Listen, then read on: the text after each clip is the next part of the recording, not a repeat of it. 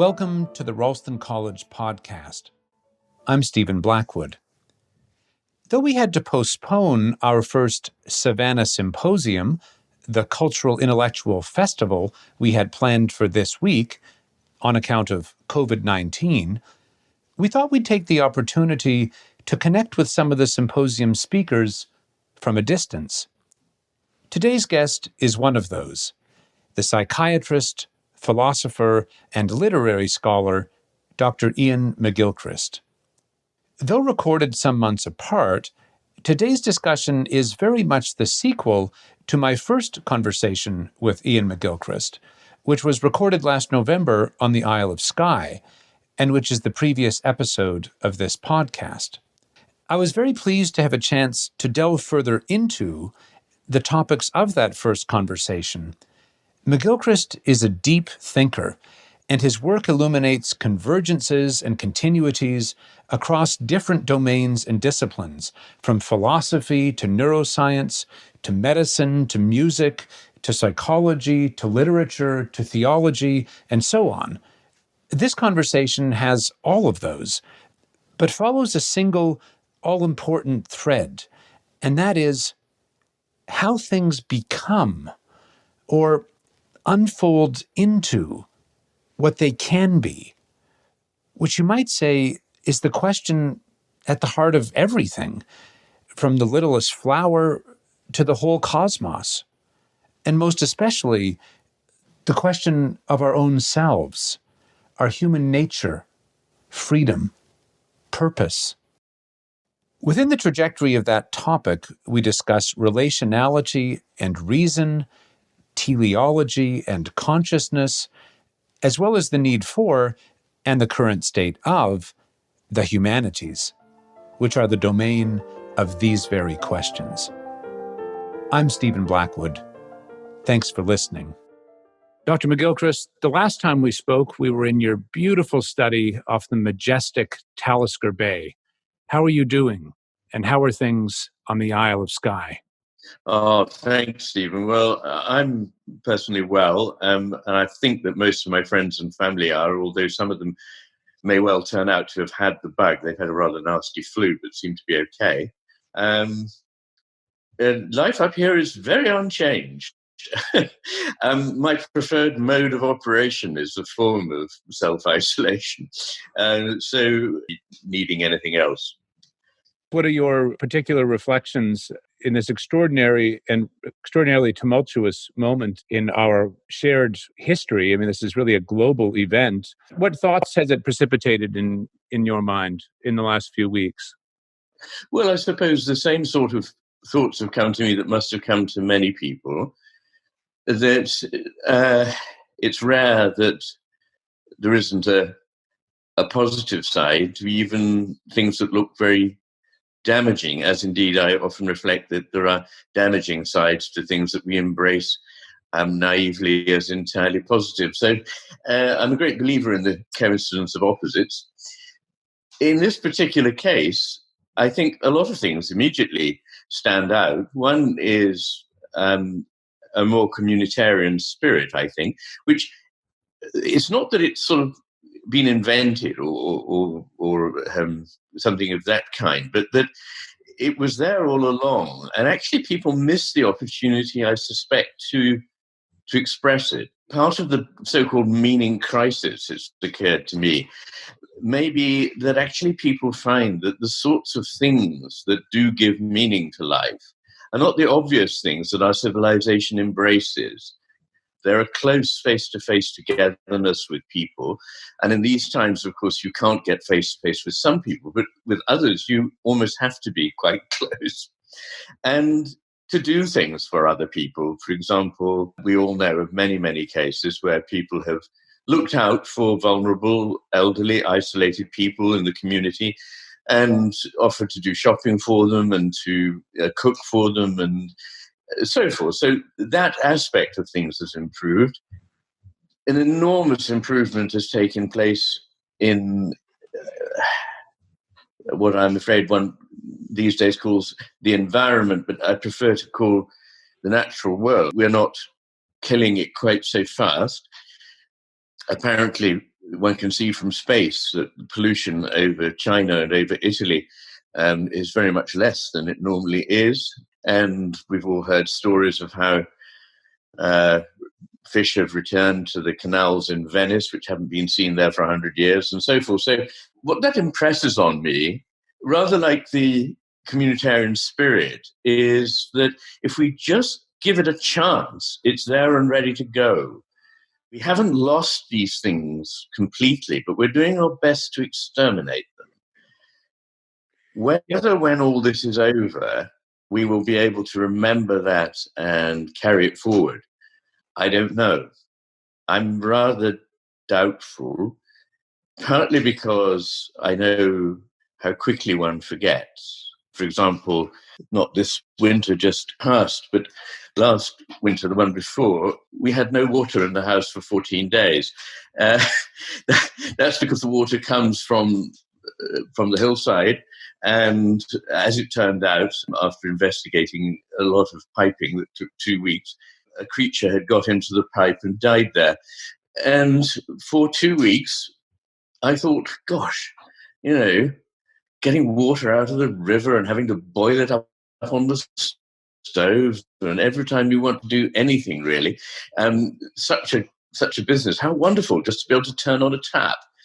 And for a few days after it came back, I really was in awe of the fact that you could just go to a place in the room and turn a tap, and there would be water delivered to you.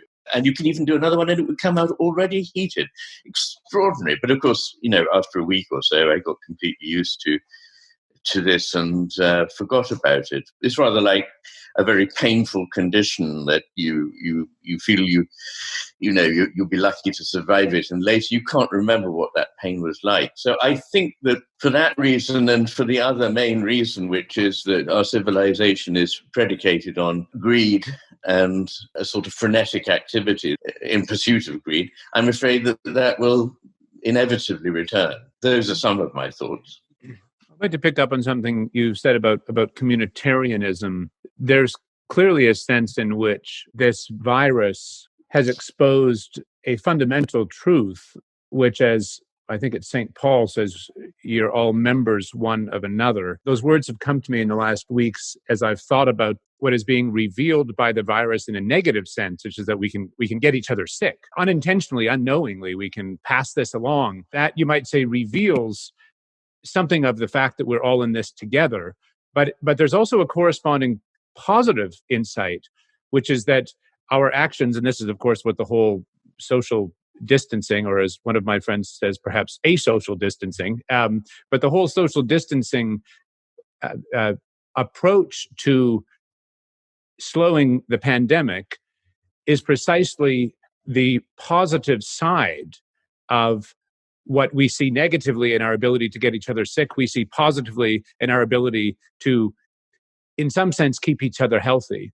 And though this is just one approach, this is just one moment in history that is happening to bring this to bear in a particularly vibrant way, it surely is revealing something of a fundamental truth about our relation to each other.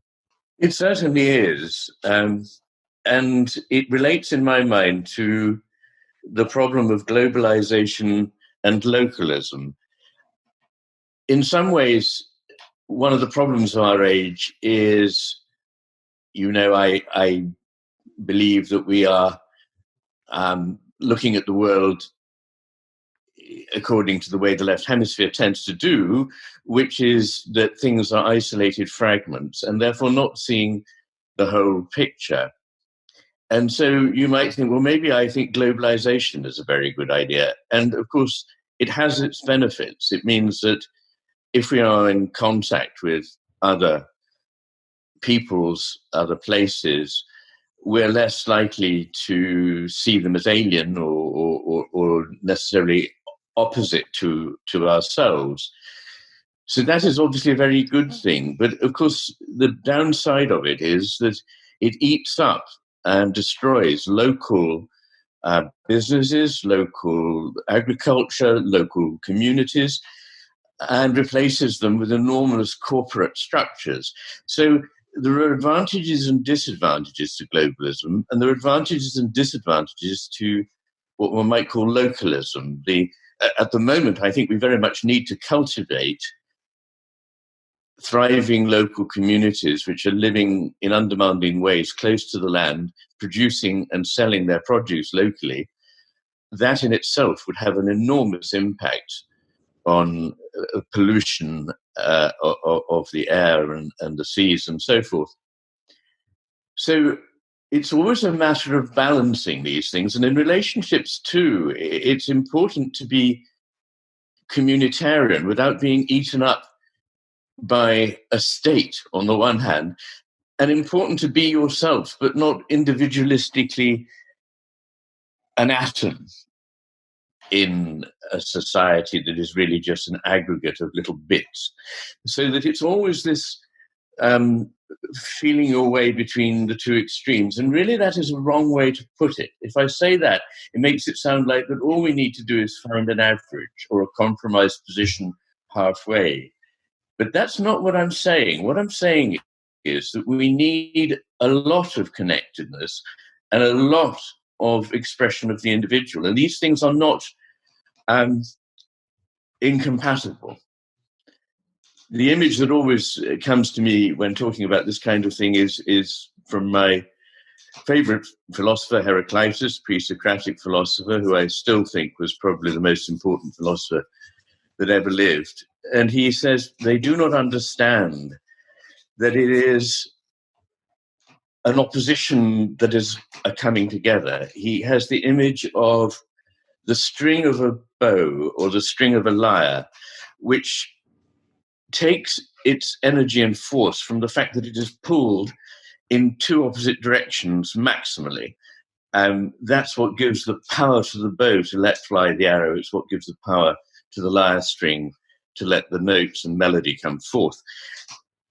And it wouldn't be better if you just said, well, why pull in two opposite directions? Why don't we just economize and let the thing go flabby? Well, that is, if I may say it like that, that is what I'm suggesting is the wrong way of interpreting what I'm saying. So in a good relationship, a couple are in a way maximally together at the same time that they maximally fulfill one another's individuality. There shouldn't be a collapse into fusion on the one hand, and there shouldn't be a sort of flying apart on the other. So you always need this combination. And it's not just about an average. You can actually be maximally connected at the same point that you are maximally fulfilling one another's individuality. I hope that makes some sense. Certainly it does. I don't think anyone would deny that there are different levels at which we are related. Of course, there's the highest, or let's say the most abstract or distant level. There's the global, and then one moves down to the state, and then the province or county, and the city and the neighborhood, and then the family and one's most intimate relations. And all of those, you might say, have to be in some harmony with each other. It's a mistake to think that everything exists only in the global and one can subordinate the individual to that. In fact, I would say quite the opposite, that all of the other relations have to be subordinated to what maximizes the flourishing of the individual, but the individual is precisely revealed in its fullness in relation to others. So that returns my thinking to something we spoke about last time, which is about the metaphor of unfolding. And it seems to be related to this beautiful metaphor you've given us of the taut string that sings because of the tension that it exists within. And so I wanted to ask you, Iain, about your metaphor of unfolding and what unfolding is for, let's say, for an individual. How do you understand that? What does it mean? Well, it's a good question. It has something to do with the relationship between potential and actuality, and it has something to do with the explicit and the implicit. The words explicit and implicit come from the Latin plicare, to fold. So something that is implicit is folded in so that you don't see it. Something that is explicit is folded out so that you do see it. But things have special qualities when they're implicit that they lose when they become explicit, or they can have qualities that are not fulfilled potentially, but that can be fulfilled by an unfolding into whatever is actual. I sense that the business of the cosmos is to do with, on the one hand, an unfolding of potential. I think that's to me, a very reasonable answer to the question, why is there anything at all? The only way in which I can make sense of it is that there is a something that is an infinite potential. But just because it is an infinite potential requires some kind of limitation in order to discover what that potential can cash out into, if you see what I mean, in actuality. And the business of the cosmos is the cashing out of this infinite potential in necessarily more constricted actualities. But it's not diminished by that. It's somehow more fulfilled and expressed through it, rather as the potential of a person, as we were saying, is fulfilled through relationships, which seem like taking the focus away from the individuality of that person. But in fact, the individuality of that person can only be found in this unfolding which actualizes potential with others. Yes. It probably sounded very, very great. No, I'd like to stay with this for a few minutes and, as it were, unfold it as best that we can. Yeah. The unfolding of potentiality into actuality is not simply a random thing. We spoke last time a bit about how different things have different potentialities within them. The acorn can become an oak, for example. So the unfolding at some level has to do with what is inherently, naturally implicit or potential in us. And the unfolding cannot become more than that, you might say, that potential is. There are limits on what we are and how we can unfold. And yet at the same time, the unfolding of life seems a profoundly free activity. It's not predetermined. You don't know just how your life or love will unfold, or how scientific discoveries will be made, or what form an artistic creation or music may take. And yet, whilst it unfolds, it seems to unfold according to the logic of its inner necessity.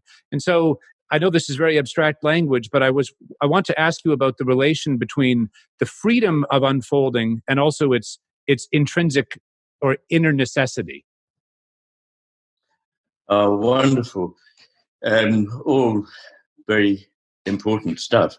I've been writing a chapter towards the end of my book on purpose, which I think is relevant to what you're talking about. There's a tendency for us to fall into two opposite positions, neither of which is at all satisfactory.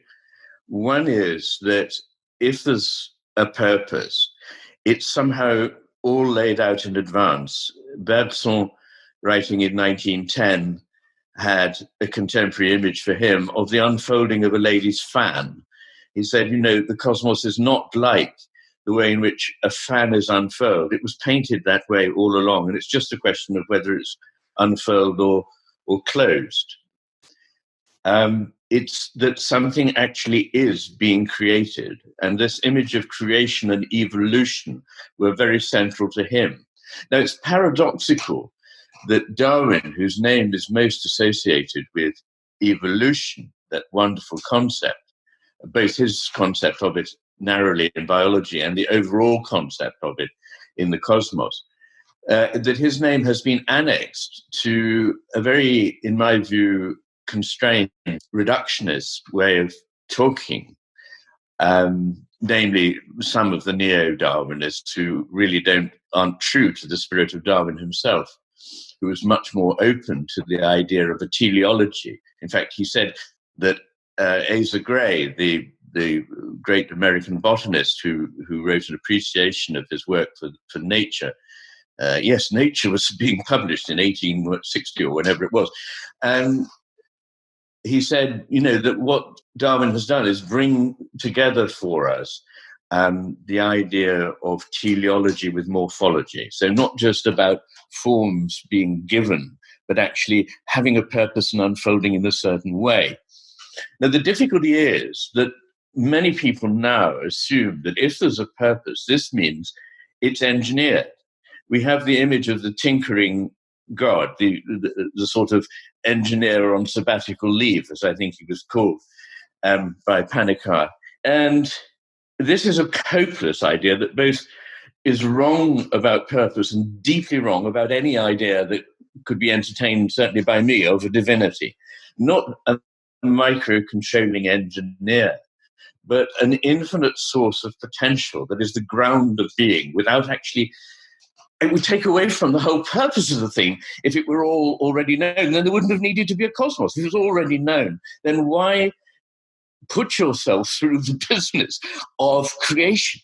It's only because creation must be new that it has value. And I see this imaged in many of the mythologies, cosmologies of many of the ancient religions. And if you go back to Genesis, when God created, according to the Bible, on each day, except for one day, actually, interestingly, but on all the other days, it says he saw that it was good.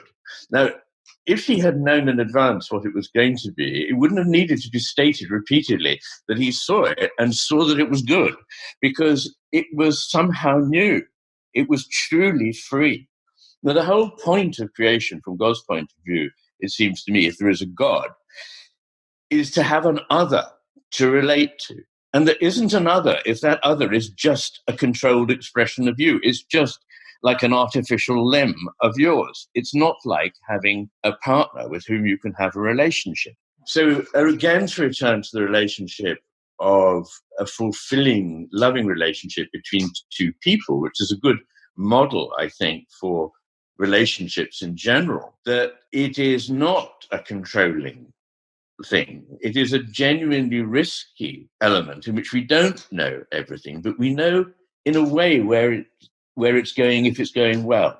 It won't be entirely unpredictable. The person that you love, God willing, will not suddenly one day turn into somebody entirely different and with entirely unforeseen consequences. So things are open, but they're not sort of entirely random. And one way of looking at this is that at the local level, everything is uncertain. Indeed, physics gives us that model that at the most minute level, the ultramicroscopic level, nothing is actually certain or determined. But overall, there are shapes that keep recurring. And I think now it is accepted that evolution can't just work on an entirely random basis, which, again, is not to say that it's being micromanaged by some divine power, but that it has a general thrust in a certain direction that it will take. An image one might use to make sense of this is the rain falling on a landscape of rivers, valleys, and mountains. It will fall at random wherever it falls, but where it goes as it negotiates the landscape is not entirely random. It will go more into certain gullies and down into rivers and finally towards the sea. So it is perfectly possible at many levels and in many ways to bring together the idea of a direction, a purpose, a drive, without it being in any way a foregone conclusion exactly what will happen. That's beautifully said, and these are very deep thoughts, of course. The idea of unfolding in relation to otherness. In our last interview, you made the comment that, I think it was, that relation is prior to the things related, as though there's the relation itself is a more fundamental reality than, you might say, a forensic analysis of the this or the that.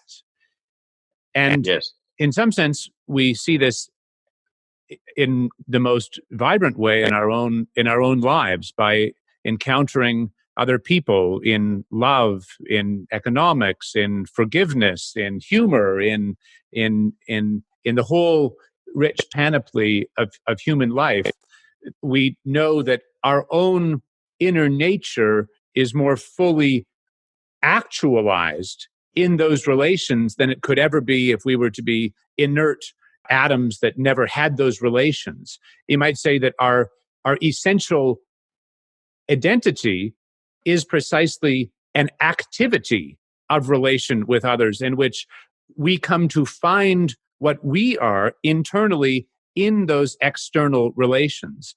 We only come to find out who we are in those relationships, which is one of the reasons why the relationships need to be before the things related, because the things related only become what they are in the relationships.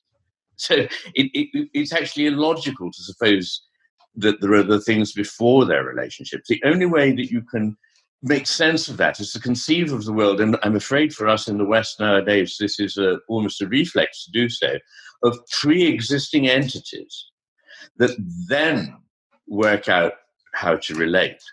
But actually, we only emerge from, whatever it is that we think we see, including ourselves, only becomes what it is in the unfolding of the relationships. If people find it too hard to accept it that way, I would agree that it is a sort of reverberative process in which perhaps it would be arguable that neither needs to be preceding the other.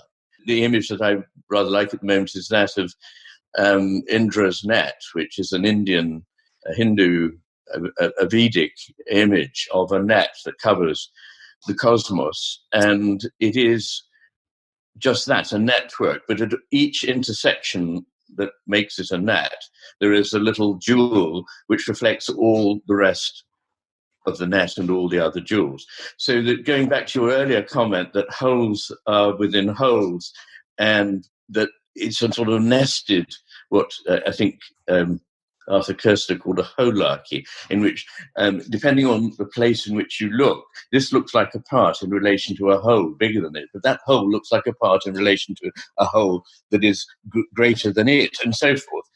So these wholes and parts relate in that way. But the thing is the relation, because you can't actually see any part of this hologram without knowing about and taking into account the others. I was very delighted to come across a physicist called David Mermin literally saying that relationship comes before what is related in terms of his view of quantum physics. Yes, I had the pleasure of interviewing the great Freeman Dyson before he died.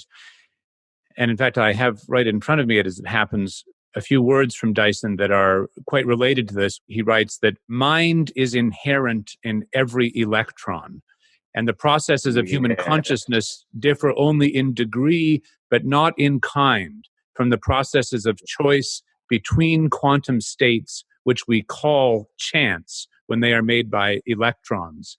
The simple fact of the matter, I think, Iain, is that unless one can develop intellectual resources to account for these relational realities, we're not accounting for anything at all, because the world does not exist in an inert state. And the principles that we might use to relate, to describe these relations, are not themselves inert. You might say any principle that could be worth its salt as an explanatory principle would itself have to be an account of an activity in movement or in a dynamic operation. And so, what Dyson is referring to, and your friend, the other physicist, when one looks at the level of the electron, or what one sees, as you were describing, in terms of morphology, Aristotle is, of course, very good on these very questions.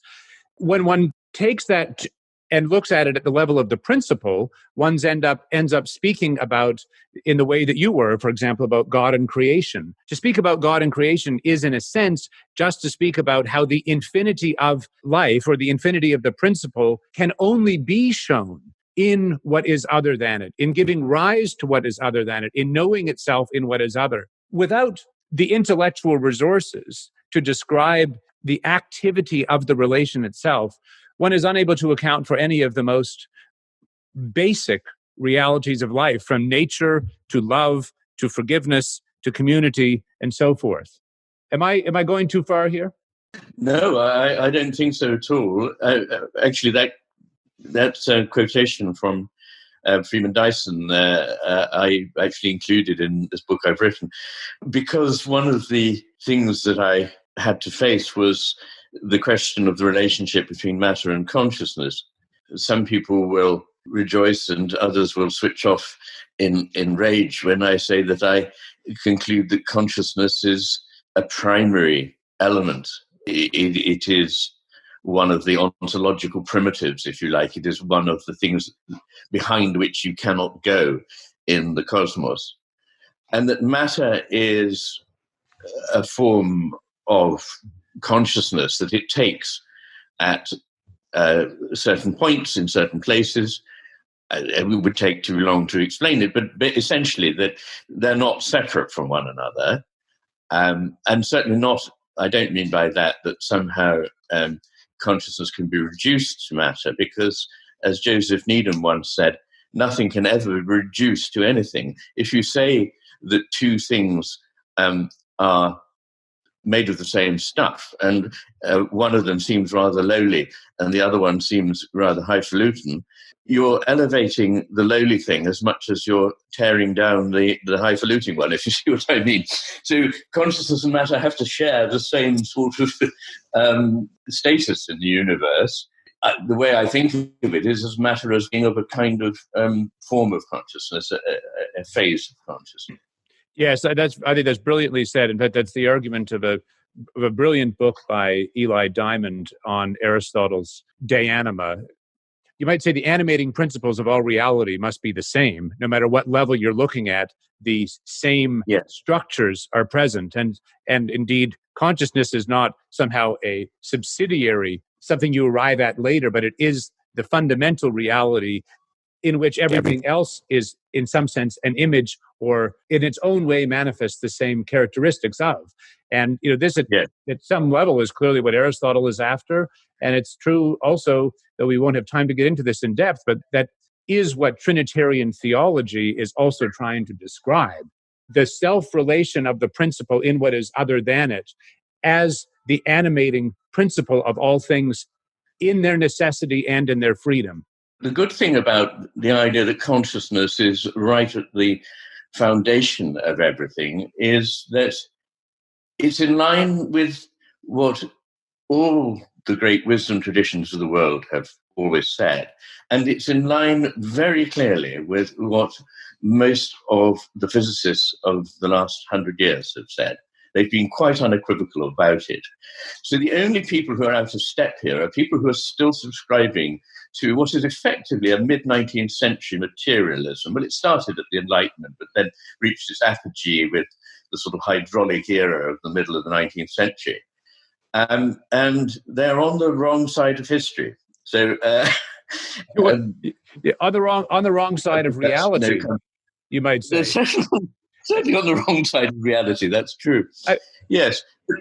Yeah, go on. Well, I was just going to say, Iain, that once one has come to appreciate the reality of reality itself in its relational characteristic, huge vistas and horizons open up in the way that we think about things that we might have dismissed under the terrible reign of a kind of reductivist materialism. So, for example, if it is indeed the case that reality is relational, that we are in relation to each other in some fundamental way, that our own inner nature is realized in relation to our relations with others, if that is actually the nature of what is real, then how do I come to acknowledge and live in relation to that reality most fully, most powerfully, most freely?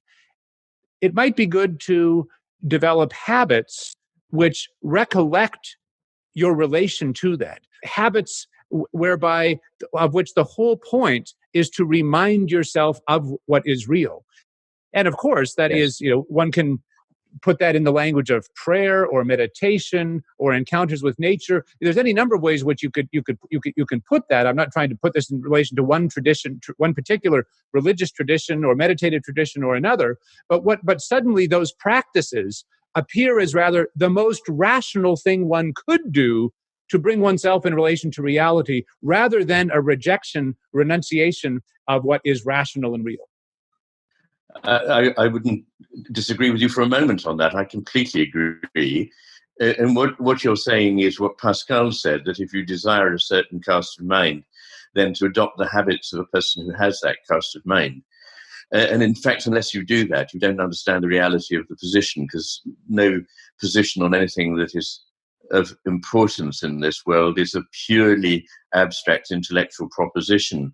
It involves an action, a disposition, a way of casting one's life in relation to the world. So that is absolutely right. And, at a very simple level, what I love, I don't belong to either of these traditions, but I know enough about them to have seen bits of them in action, is that in the Orthodox, i.e. the Oriental Christian tradition of the Greeks and the Russians, and in certain Jewish traditions, there are little prayers that are just very brief, but they accompany simple acts of daily life. The only one we've probably got left is grace before meals. And that's become, well, certainly in most societies now, perhaps not in the American South, which I think maintains some of these things, but it has really disappeared. So the idea that the things that we desire to adopt, and if we desire to adopt something good, then putting oneself in the way of that and paying attention to it, listening to it, seems to me very important. You said, how do we, if we think that relationship is very important and we recognize that things become, and we become more ourselves in relationship, how do we further that? And I think the answer is in a kind of attention. I mean, I believe attention to be absolutely central to the existence of everything, because it's an aspect of consciousness. And if it's true that consciousness is the ground of everything, as I believe it to be, then the way in which you dispose that consciousness will govern what it encounters. I mean, in a very simple way, we see that all the time in our lives, that the way in which we attend to something changes the way in which it manifests to us, and therefore how we relate to and react to it. So I think that business of attending to something that is in communication already with you, you are in relation to it. You're not actually developing a relationship. You are in audition. You are opening your ear to what it has to say to you. And I was thinking, strangely, it hadn't occurred to me in this way before this conversation, but I hark back to Genesis. But if you go to the beginning of St. John's Gospel, famous words, in the beginning was the Word. And that's the Greek logos. I mean, of course, the thing about a word is that it is both an expression of something that needs to become itself only when it is received by something, and exists only in the relationship between the speaker of the word and the one who hears the word. Otherwise, the word is nothing. So the word is automatically an expression of something that exists, being received by a responding mind that is not without its already attunement to what is said. And what actually comes into being comes out of these three things coming together. That, of course, is another way of talking about the Trinity. Indeed it is, and very beautifully said, Ian. There are many other things along these lines that we might touch on. I'll just very quickly pick up on what you said about gratitude. You mentioned earlier the meaning crisis, and one of the most fundamental facts of meaning is that if we could simply generate it on our own, then there would be no shortage of it, because we would just infinitely create more. It lies within us simply to make it. Now, of course, we must be involved in the discovery of the meaning that becomes that which becomes meaningful to us, that has a relation to our inner nature and our activity. But if it were simply in us to generate, then we would never find ourselves in a lack of it, or never be unhappy or depressed or whatever. It would be fully within our own immediacy to rest within those things, but it is not. And what that tells us is that our realization fundamentally depends on that which is also beyond us and exists beyond our own creation. And, once one sees that at some level one is the recipient of that which makes one free and happy and full and a meaningful life, then it becomes a very natural, or you might say rational thing to try to live in some relation of gratitude to precisely that superabundant reality. And whether it's grace before meals, or people talk about gratitude journals, or there are any number of habits one can adopt in this regard. But that too appears as a not only perfectly rational, but indeed necessary acknowledgement for our own most fundamental happiness and realization. I'd like that very much, yes. I mean, you started by pointing out that meaning is something that can only exist between, and rather like the word. It's an encounter, isn't it? It's not something, as you say, we just pluck out of the inside of us. It's an encounter with something, and it's often something that can't easily be articulated in words, interestingly, because, of course, articulate, rationalizing left hemisphere way of thinking about meaning is it's something that should be encapsulable in sentences that could be written down and read by somebody else would immediately have the same meaning. But of course, there are many kinds of meaning, and there's the sort of meaning that I think we all recognize that comes from the beauty of a day spent in nature, from listening to a beautiful piece of music, from one's family and friends and so forth. And it's almost intrinsic to the nature of this kind of meaning that it simply can't possibly be put in words. It betrays it entirely to do so. But it is an encounter. And I think that since what we're really talking about is something to do with what can we say is true, because it's the true things that give meaning, and meaning has got to be a true meaning. Truth is also an encounter. It's not something that one again draws out from inside one's intellect by a series of propositions that then either agree or cancel one another. The root of the word truth is the same as of troth, which of course means to be true to somebody, as we say, or surfaces that a carpenter makes to be true. So it is an encounter, and that therefore signifies that meaning and truth are both things that we can't find in some place, and we can't find just inside, but we can only find in the process of unfolding a life with other people and with their minds. That may sound odd coming from somebody who leads a fairly isolated life, but I feel enormously connected to people, and am actually, I mean, in that an enormous number of people come and visit me, and I go and travel and talk to people and so forth. But actually, some of the connectedness doesn't require that kind of experience. It's something that, if you have too much of that, it can actually drive out the deeper kind of connectedness. Anyway, yes. I think the idea that one is a recipient of whatever it is that's in the cosmos, and I mean, the least one can say is that there's something that isn't just in my mind. I mean, I know you can theoretically make a coherent argument that it's all in my mind, but then there'd be no point in my talking to you about it because you wouldn't exist, and nor would any of the people listening to this, and so forth. So I take it as read that there's something that is much greater and lives before us and after us. And it's that we receive whatever it is we receive from. And we receive it more if we are grateful for it. And it becomes something different if we are grateful for it. It doesn't take long to create the habit of it. I must say, I find that in my encounter with, something beautiful just outside the door, there is a sort of feeling which I can't help sort of describing as gratitude, a sort of sensible thank you. And Meister Eckhart was, one of the greatest of Western mystics, said, although I've never been able to find the source of it, so I suspect it may be a paraphrase, and said that if the only prayer you ever say is thank you, it will be enough. That's a beautiful phrase.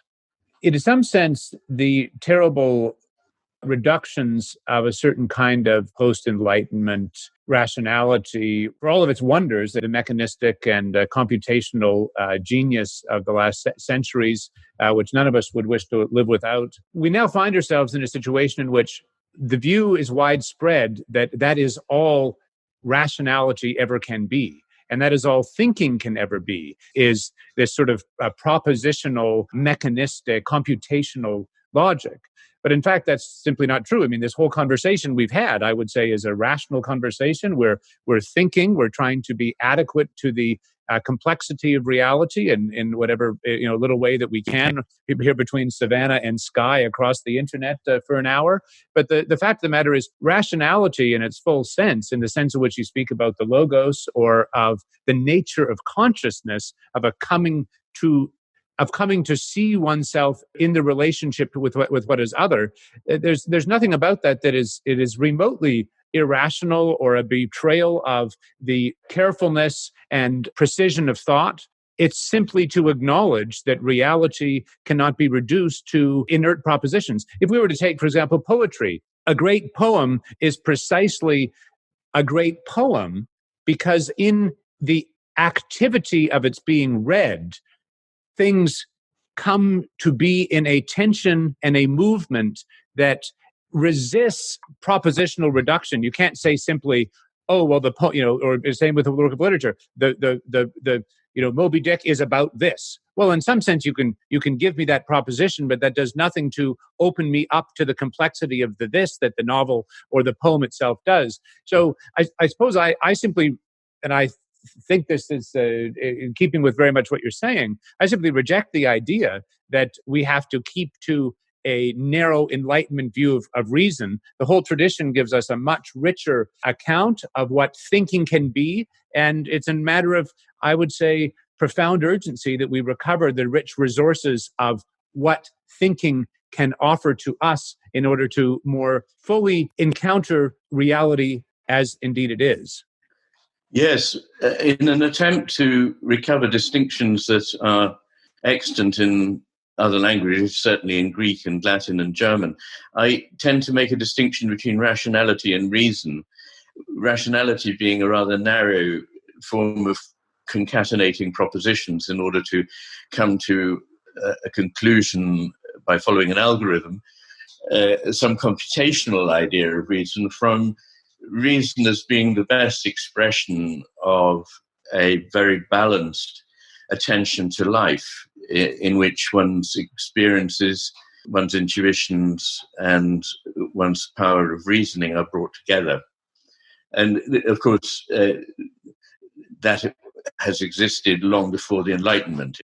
But what is really very important in what you said is that we don't sort of build it up from the problem, in a way, with the way we talk and think about everything now, is that we start from whatever it is we think is the simplest element. Coming back to the idea that actually a relation may come before the things that are related, because they only come to be what they are in the relationship. When you say that X is made of Y, and Y is much simpler than X, you've made a sort of comment about X, but you've also made a comment about Y, which is it has within it the capacity to become X. One of the things I always think about is that we set up the sense of ourselves in the cosmos as sort of tragic, lonely figures in a meaningless world thrown there, and then producing these things that we do, these monuments of beauty and great pieces of music and so forth. But of course, it all means nothing. But unless I'm mistaken, they've got to be in the cosmos. Otherwise, where have they come from? Are you saying that somehow we can pluck out something outside the cosmos and bring it in? Or was, as it were, the capacity for the to be B minor mass, was it not always there in the cosmos? It's an unfolding that has happened of something that was already there. So all the time we're looking at, we come back to this idea of unfolding in a way, that the richness and meaning of things is about the evocation of something that is there and allowing it to grow maximally. And we play a role in that. That's where the human mind and the human soul and the human life is so important, because we actually can make a difference. Numerically, it may look small, but that's the wrong way to think. That's, again, to adopt an external, what I would call left hemisphere attitude about summing up. Well, that's just one person against so many. But in fact, in this realm, it doesn't work that way. The size of something is not a measurable entity in that way. So we have a role. Max Scheler, favorite philosopher of mine of the 20th century, saw this, and it's one of his great insights, is that we're not just passive recipients, because we talked about how we are recipients and we're grateful recipients, but we are also creators of whatever it is. And that is, in fact, what we do when we're here. In Hopkins' phrase, that's why we came. What I do is me. For that I came. So that is where I would see us, as part of that nexus of bringing things into reason in the broader sense. And before leaving that topic, I'd just say that a very fruitful way, we've now got beyond, I think, except for some rather constrained strands in Anglo-American analytic philosophy. But I think that philosophy more and more is getting beyond that kind of image of reason as being something that is not tainted by emotion, intuition, the body, or experience, and builds on a far, far richer tradition, validated by modern neuropsychology, validated by ancient wisdom, validated by our daily experience, which is that we're not just brains in a vat. We're not just thinking things. We are experiencing beings, and that a lot of our thought only comes to mean what it does through interaction, through motion, through doing, through enacting. And it's through that we are. So, as it were, the doing is wrapped up with the being. It's not like we are who we are and then we decide to do certain things. It's not like we are who we are and we then get related to other things that already are. We're all bound up in one, eventually one, inextricable movement in which every part reflects part of the rest of the whole.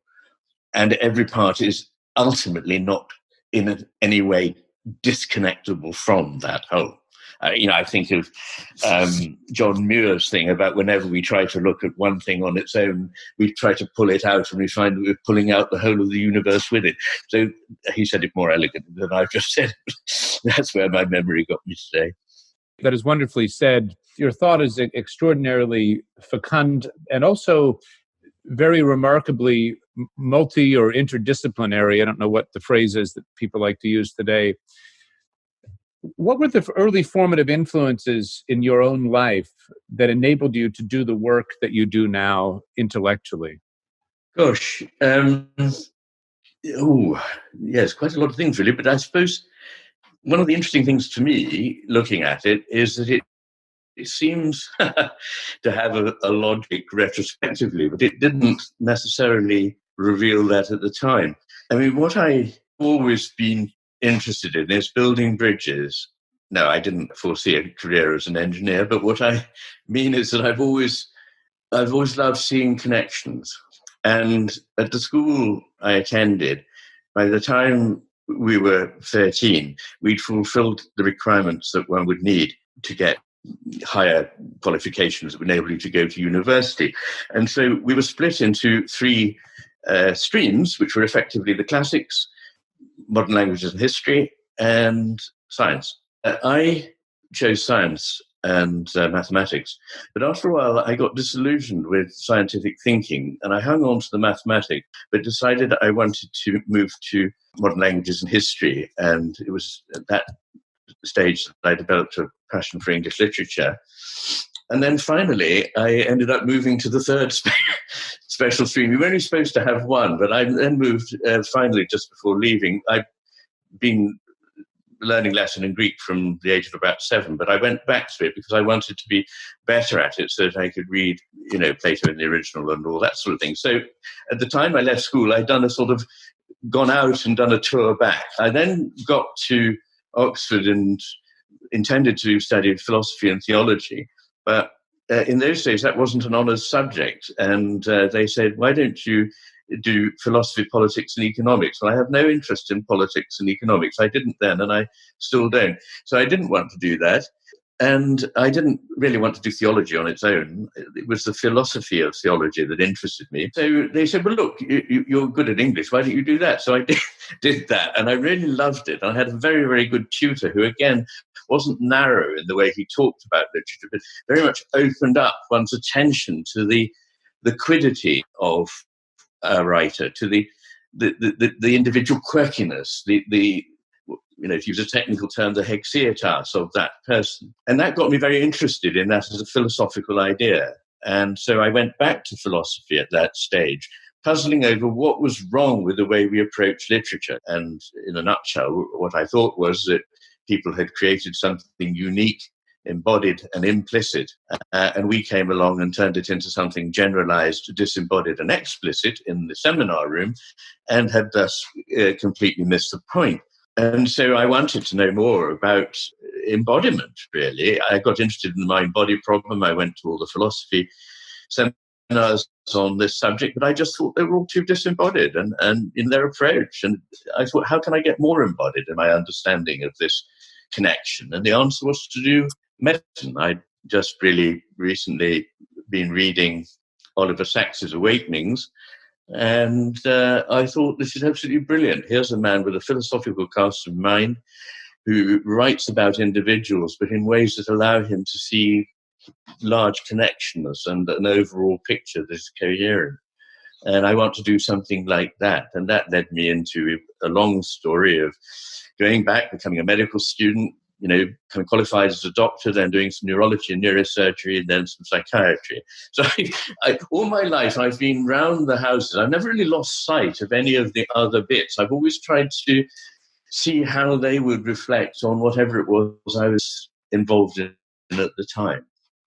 I don't know if that's really what you anticipated that I might say, but anyway. No, that's exactly what I was wondering about, Iain, because I'm very interested in how. I'm interested in what forms of educational formation are most conducive to genuinely opening one up intellectually to the nature of the real, to thinking independently, and so on and so forth. You've written a very brilliant essay about the relation between the sciences and humanities, which takes the form of a kind of back and forth or a response to an essay by Steven Pinker. My question is, why do we need the humanities at all? And are they, so to speak, doing their job today? Yes, the very fact that we can ask that question, and I know you agree with me here, is a sign of the problem. Because, of course, it's from a very strange point of view that there would be something there that needed explaining. It was only if you assumed this reduced idea of what life is, that it's about this material fact put together with that material fact, and that knowledge comes from assembling these facts, and understanding is just having a lot of them at one's fingertips. That is a rather curious way to understand all the things that ultimately matter to us. I mean, I know it's very important that we should make good machines, and it's very important that we should indulge the really great spirit of science, which is very similar to that of the humanities, which is understanding what a human being is, and understanding what this world is, and understanding what the cosmos is like. Now, there is that strand in science, and it has my awestruck devotion. And it's that kind of science that interests me. But it's a much narrower kind of scientific mind that would say that everything can be limited to the sorts of things that we can uncover in the lab, and that we're acquiring more of this and that one day we'll know it all. It's only not seeing the vastness of what it is one doesn't know that induces that kind of attitude. So the humanities are the core, really, of the response to what is a human being? What is the world? And what is our relationship to it? I mean, probably if somebody visited from another planet and said, what is a human life? What does this mean? You seem to be rather keen on it. What is it? Well, if I started talking to them about DNA and things of this kind, and various molecules and various acids and proteins and so forth, I wouldn't really be answering their question very well. And I wouldn't be at all surprised if they didn't see quite what was so wonderful. I'd have to say, have a look at King Lear and come back after that. We'll have a conversation. Now, of course, being from another planet, they probably wouldn't understand that. But in a way, if you're really going to answer that question, the only way to answer it is in terms of the great myths, the great poems, the great deeds of history, the great movements in history, the pieces of music, the temples, the religions, the things that we have built up as ways of understanding and enriching our understanding of what a human being is. So the very notion that it can all somehow be answered by science would be something that no good philosopher, I think, would ever have agreed to. Not that they would have been averse to science at all. They would see science as doing a very noble and important part of the intellectual puzzle. But it's all about hubris, really. I mean, once you start thinking you know it all, then you know you're missing most of the story. And of course, it turns out that people who think they know it all, or think that we can know it all, tend to be less intelligent than people who see the size of what it is that tiny intellects are grappling with and are awestruck by that. So in that essay, I mean, I didn't in any way, I would agree with Steven Pinker about many things, and I didn't in any sense want to disrespect him, but I thought that he had somehow misunderstood the value of humanities by disparaging it because it didn't come up with a new discovery in the way that science did. And it's very easy for the head of a university to say, well, look, my physics department came up with this discovery last week. What exactly of the history department and the literature department and so on, what have they come up with? But this is to think of education as nothing to do with all that we were talking about, a relationship, drawing things out of people, which is what the word education means, that are in there, but rather putting facts into them. You can put facts into people and they will remain very stupid and rather dangerous. But if you're able to draw out of them their native ability to understand better what the panoply of a culture is and to transmit it, not in some fossilized way, but to transmit it exactly as a living culture that doesn't destroy or denigrate its past, but also doesn't get stuck in its past, but leads beautifully forward in an evolution towards something else great. That is what the humanities are there to do, to nourish a tradition that is a living source of life, and to help people feel connected to it, part of it, and excited by it. That was what my education at school particularly did. And I think I was very lucky because in those days there was very little, heavy-handed bureaucratic control and measurement. So that largely what happened was that people taught who were keen on teaching and good at it, and they were allowed to teach the things that fascinated them. And so I never remember anybody teaching me something about which they weren't enthused. And so what I felt was this constant spark. So, it's like what Plato says in his 7th epistle about how philosophy is not about bashing out algorithms, but it's like two friends who, after a long conversation and living together, a spark leaps from one of their souls to the other. Now, that is very unlike the way, I'm afraid, Plato often made Socrates appear, but that was Socrates' way of describing what philosophy should be, and it's what all education, in a way, should be.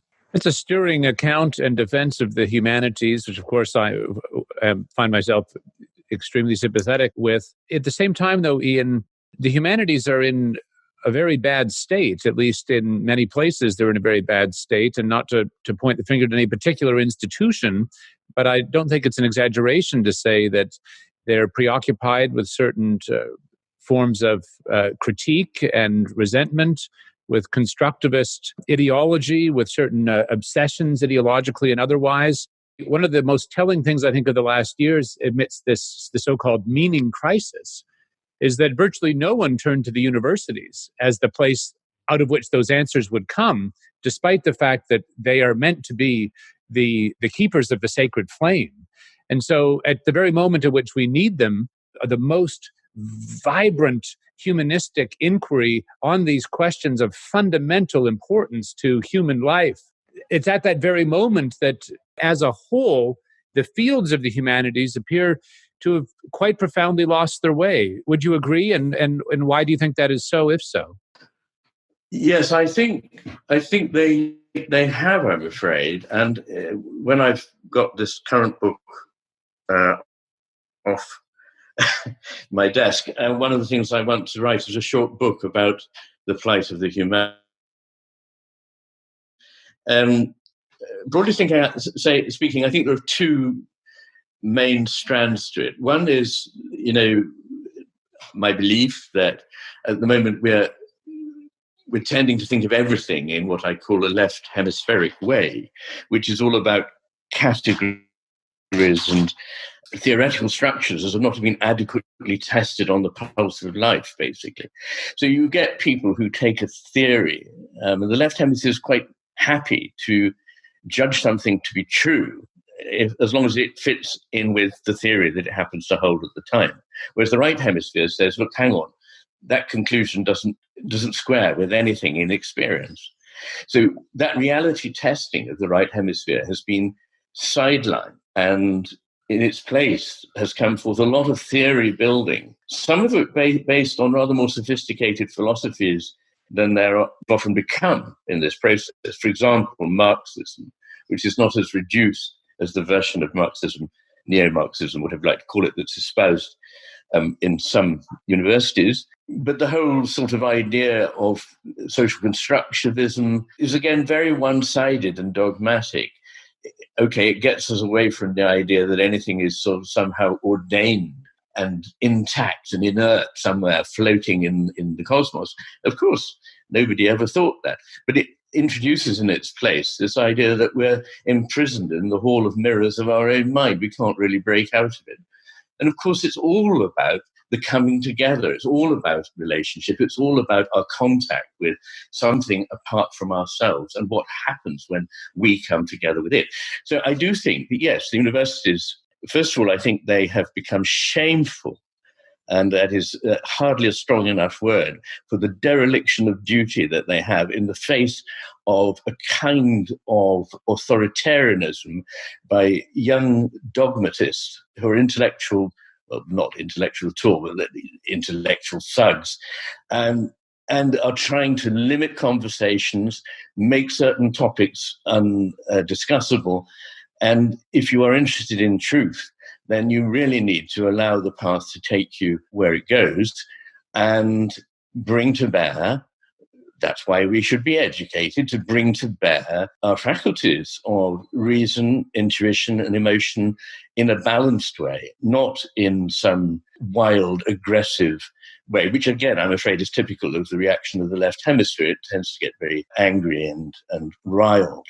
So I think that's one strand. But I think the other is that the universities are self-destructing. I think the humanities departments have seen the prestige and the money going to science, and they've tried to ape it. It reminds me terribly of the sort of bad old colonial days when people in the former British colonies felt that in order to be taken seriously, they had to dress like a Londoner, they couldn't dress in the way that they normally would.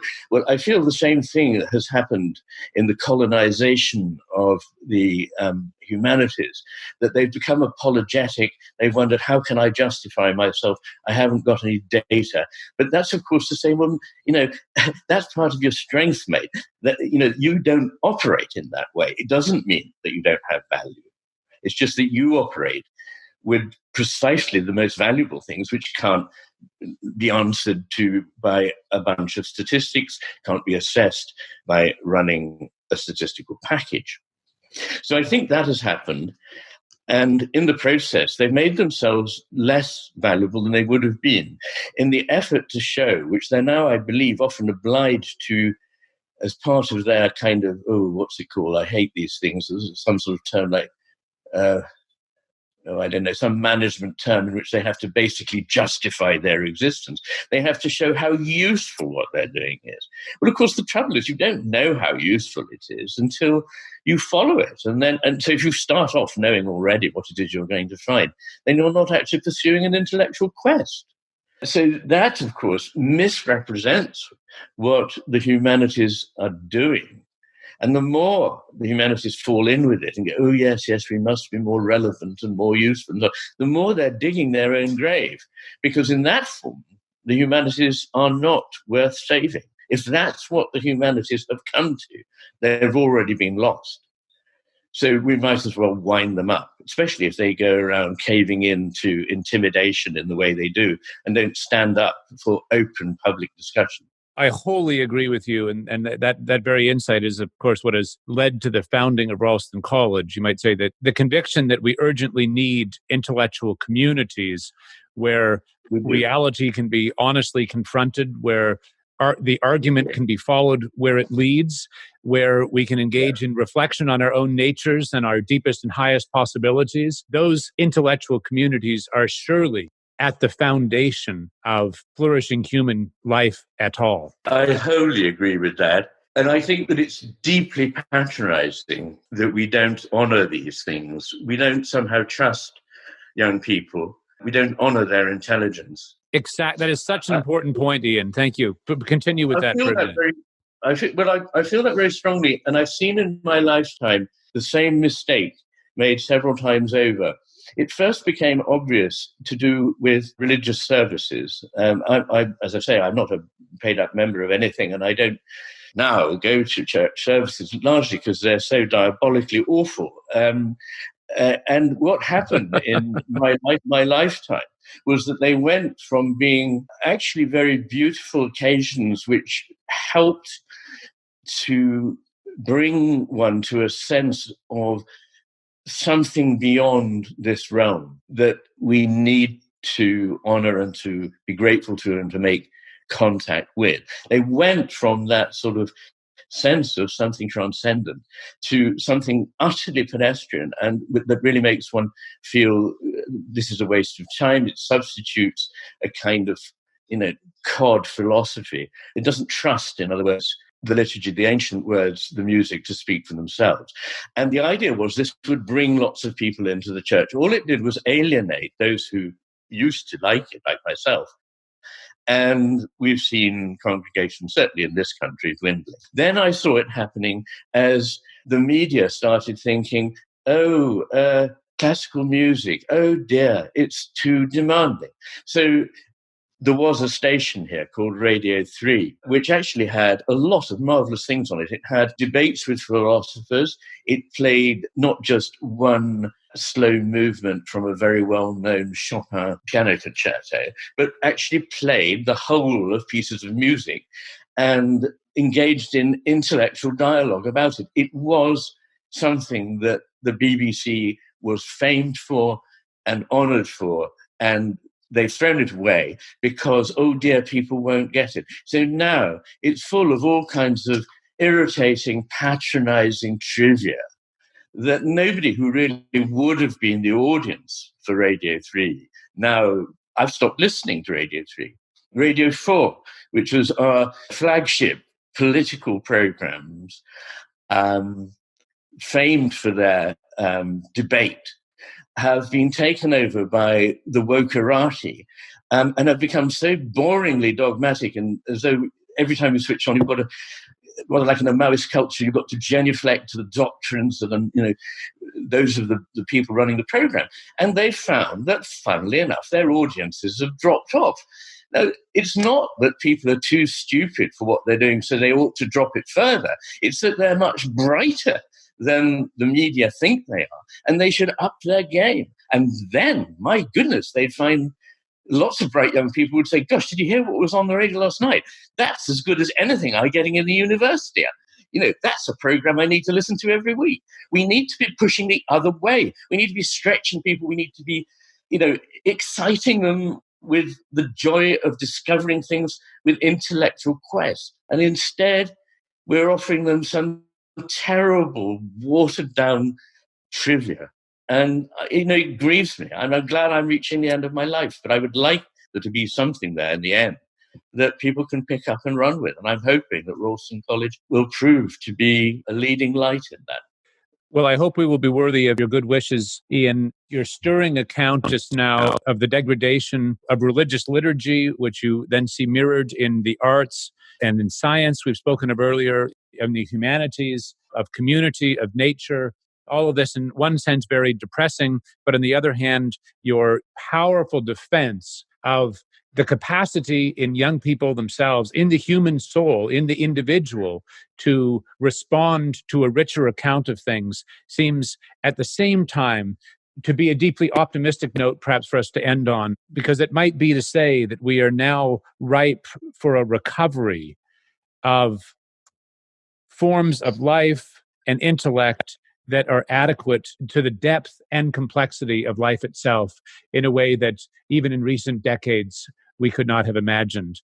That's very much my hope, and your work is for me a very illuminating means of seeing our way forward. I'm deeply grateful to you for that and for the chance to have spoken with you again today. Oh, thank you very much, Stephen. It's really been my pleasure. And I wish Ralston College the very, very best. And I hope that you will become a model for many other places that will spring up. And then the tired old institutions will need to look to their laurels.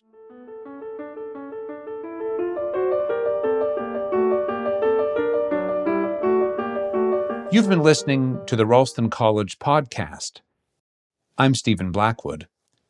My guest today was the philosopher, psychiatrist, and literary scholar, Dr. Iain McGilchrist.